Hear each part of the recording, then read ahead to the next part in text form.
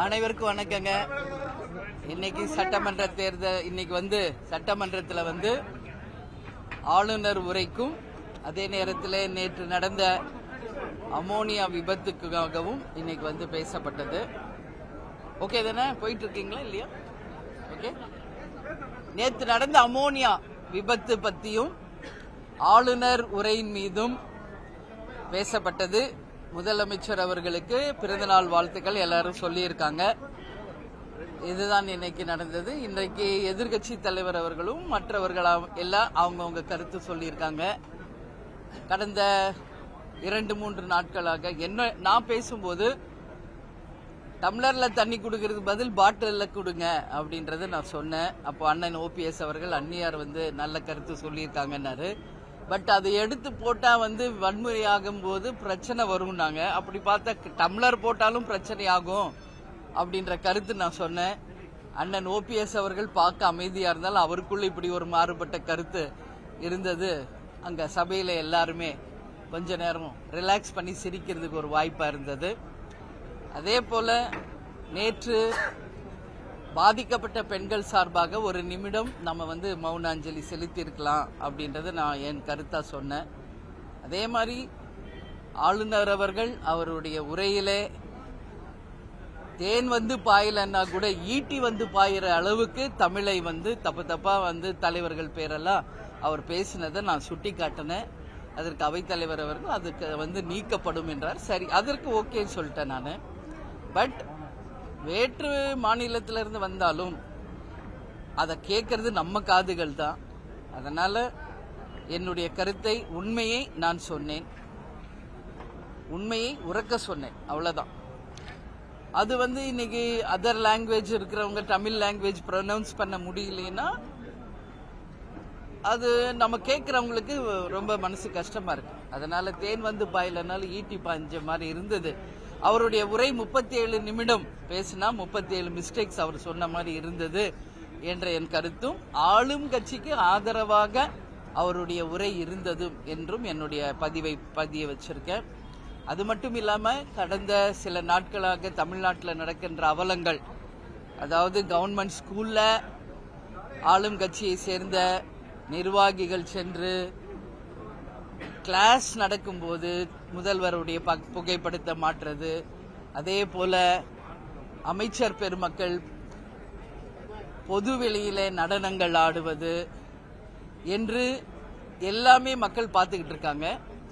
இதெல்லாம் உண்மையிலேயே பார்க்கறதுக்கு மக்கள் இன்னைக்கு மிக மிக மிக எல்லாருமே ஒரு வெறுக்கின்ற ஒரு நிலையில இன்னைக்கு தமிழகம் சென்று கொண்டிருக்கிறது. அதே மாதிரி மின்வெட்டு பிரச்சனை எல்லா இடத்துலயும் இருக்கு. இதுல சில இடங்கள் மட்டும் கிடையாது, நிறைய இடங்கள்ல இருக்கு. நான் ஏற்கனவே பலமுறை நான் விருதாச்சலம் போனப்பே சொன்ன, மழைக்காலம் வரப்போது நெல் மூட்டைகளை எல்லாம் நம்ம இப்பயே உடைய குடோன்களுக்கு மாத்துங்க, இல்லைன்னா எல்லாம் நனைஞ்சு வீணா போகும்னு. பட் அதை காதலே வாங்கல. செவுடன் காதில் ஊதில் சங்கு போல எல்லாம் ஆட்சியாளர்கள் இருந்ததின் விளைவு இன்னைக்கு தமிழ்நாடு முழுக்க பெய்கின்ற மழையில அத்தனை நெல் மூட்டைகளும் நனைந்து இன்னைக்கு எல்லா இடத்துலயும் முளை விட்டிருக்கிறது. அதுல 1.5 லட்சம் நெல் மூட்டைகள் விருதுநகர் மாவட்டத்திலும் கும்பகோணத்திலும் 75,000 மூட்டைகள் நனைஞ்சு வீணாயிருக்கிறது. இதையெல்லாம் அரசு கவனத்தில் கொள்ள வேண்டும். மின்வெட்டை உடனடியாக சரி செய்யணும். மின்மிகை மாநிலமாக இருந்த தமிழ்நாட்டில் ஏன் இப்ப மின்வெட்டு வருகிறது என்ற கேள்வி இன்னைக்கு அவையிலே பேசப்பட்டது. சட்டம் ஒழுங்கு பற்றி பேசப்பட்டது, பாலியல் வன்கொடுமை பற்றி பேசப்பட்டது. இது போன்ற பல்வேறு விஷயங்கள் இன்னைக்கு அங்க பேசப்பட்டது. ஆட்சியாளர்கள் ஏற்கனவே குழந்தைகளையும் மூளை செலவை செய்து, பள்ளி மாணவ மாணவிகளை மூளை செலவை செய்து ஆட்சிக்கு வந்ததா ஒரு கருத்து இருக்கு. அப்படி இருக்கும் பட்சத்தில் இந்த ஆட்சி ரொம்ப கவனமா இருக்கணும். அப்படி இருக்கிறப்போ, கிளாஸ் நடக்கிறப்போ ஸ்கூல்ல போய் பிள்ளைகள் கிட்ட பாடல்களை பாடுவதும் டான்ஸ் ஆடுவதும் நிச்சயமாக கண்டிக்கக்கூடிய ஒரு விஷயம். அமைச்சர் பெருமக்களும் பொதுவெளியில், இன்றைக்கு அவங்க எல்லாம் அமைச்சர்கள், பொதுவெளியில நிச்சயமாக ஒரு கண்ணியத்தை கடைபிடிக்கணும் என்பதான் மக்கள் எதிர்பார்க்கிறாங்க. ஸோ இதெல்லாமே இன்னைக்கு விவாதமாக அங்க பேசப்பட்டது என்பதை தெரிவித்துக் கொள்கிறேன். மாவட்டமா அறிவிக்கணும் ஒரு கோரிக்கை வச்சிருக்கீங்க. அது எந்த அளவுக்கு ஆமா, இன்னைக்கு வந்து கன்னி பேச்சாக என்னுடைய தொகுதியை பற்றி நான் பேசினேன். அப்போ அவைத்தலைவர் சொல்லிட்டாரு, நீங்க எல்லாமே ஒரு குறிப்பாக என்கிட்ட கொடுத்துருங்க, அதை நாங்க அவையிலேயே நான் எடுத்துக்கொண்டு தீர்மானமா நிறைவேற்றி அதை நாங்க பரிசீலனை செய்வோம்.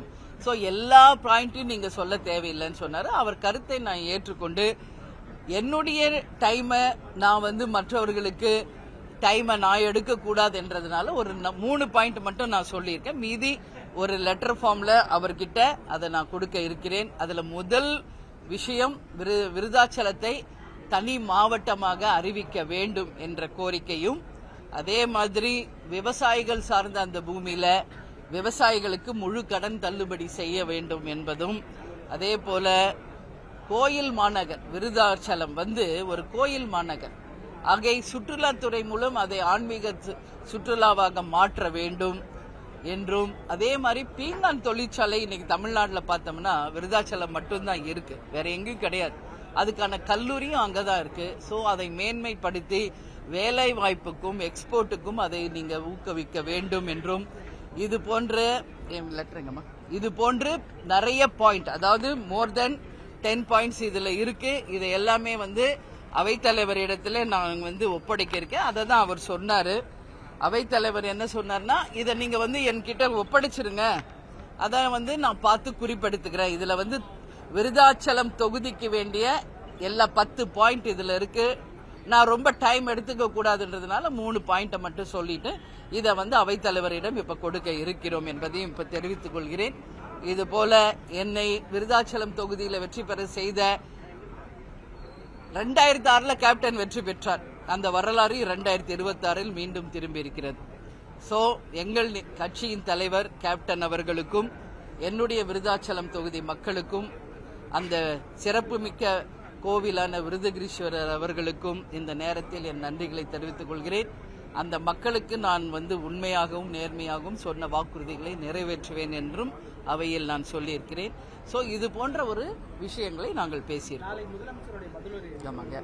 இல்ல, எல்லாருடைய எதிர்பார்ப்பு, என்னுடைய எதிர்பார்ப்பு மட்டும் கிடையாது, ஒட்டுமொத்த தமிழகமே இன்னைக்கு வந்து அவருடைய பதில் உரையில இவ்வளவு நாள் நம்ம பேசினது அத்தனைக்குமான ஒரு பதில் உரையை எதிர்பார்க்கிறோம்.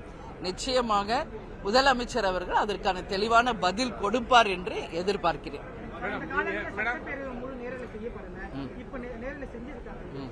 வரவேற்கிறேன். கேப்டனுடைய கனவு நிஜமாயிருக்கிறது. இதை முதலில் சபையிலேயே குரல் எழுப்பியது கேப்டன் தான். ஒரு பக்கம் தானே காமிச்சிங்க, இன்னொரு பக்கம் காமிச்சா தானே உண்மை தெரியும் அப்படின்னு இதை பற்றி பேசியவர் கேப்டன் அவர்கள். அது வந்து இன்றைக்கு உண்மையாக இருக்கிறது. நேரலையில் சட்டசபை நிகழ்வுகள் ஒட்டுமொத்த தமிழக மக்கள் பார்ப்பதற்கு ஏதுவாக இருக்கும் இந்த அரசை நான் வரவேற்கிறேன், பாராட்டுகிறேன். ஏன்னா மக்கள் வரி பணத்துல தான் இங்க சட்டசபை நடக்குது. அப்போ மக்கள் பார்க்கணும் கண்டிப்பா என்ன நடக்குதுன்றத. ஏன்னா 234 எம்எல்ஏஸ் தமிழ்நாட்டை சேர்ந்தவங்க தான். அப்ப அந்த தொகுதி மக்களுக்கு நம்ம எம்எல்ஏ என்ன பேசுறாருன்னு தெரியணும். சோ நேரலையில் இன்றைய முதல் கண்டிப்பாக அது வரும் என்று சொன்ன ஆளும் கட்சி தாவேகாக்கு, முதலமைச்சருக்கு நான் வந்து இந்த நேரத்தில் நன்றிகளை சொல்ல கடமைப்பட்டிருக்கிறேன். மேடம், நீங்க ஒவ்வொரு முறையுமே எல்லாத்தையும் வலியுறுத்துங்க, டைம் வேஸ்ட் பண்றத பொறுத்து. அதாவது சீனியர் எம்எல்ஏ அப்படித்தான் இருக்காங்க, ஜூனியர் அப்படியே தான் இருக்காங்க. என்ன பண்ணணும், என்ன திருந்தணும்? ஏன்னா ஒவ்வொரு முறையுமே இதனால டைம் வேஸ்ட் ஆகுது, எல்லாத்துக்குமே தெரியல ஒவ்வொரு நேரமும். இதுக்கு சபாநாயகர் என்ன பண்ணணும், இல்லைன்னா ஒட்டுமொத்தமா உங்களுக்கு மீண்டுமே பழைய எம்எல்ஏக்கு மீட்டிங் வைக்கணுமா, என்ன பண்ணணும்? அதுக்கு இல்ல, இன்னைக்கு வந்து நான் சபாநாயகரை தனியா சந்திக்கிற ஒரு வாய்ப்பு கிடைத்தது. அப்ப அவரிடமே இதை நான் வந்து முறையிட்டு இருக்கிறேன். ஏன்னா ஒருத்தருக்கும், ஏன்னா 234 பேர் உள்ள உட்கார்ந்து இருக்காங்க, அவங்கவுங்க தொகுதி சார்பா எல்லாரும் பேசணும். அதனால எல்லாருக்கும் அந்த வாய்ப்பு சமமாக கிடைக்க வேண்டும். ஒருத்தருக்கு 1 மணி நேரம், ஒருத்தருக்கு 1/2 மணி நேரம், ஒருத்தருக்கு 20 நிமிஷம் அப்படி ஒதுக்குறதுனால நிறைய பேருக்கு வாய்ப்பு கிடைக்காம போகுது. இதை அவைத்தலைவர் அவர்கள் நிச்சயமாக குறிப்பெடுத்து எல்லாருக்கும் வாய்ப்பு தரணும் என்பதை அவைத்தலைவரிடமே இன்னைக்கு நான் வந்து சொல்லியிருக்கேன். நிச்சயமாக இனி வருங்காலத்தில் அந்த டைம் வந்து குறிப்பிடப்பட்டு எல்லாருக்குமான வாய்ப்பு கிடைக்கும் என்று எதிர்பார்க்கிறேன். நன்றி.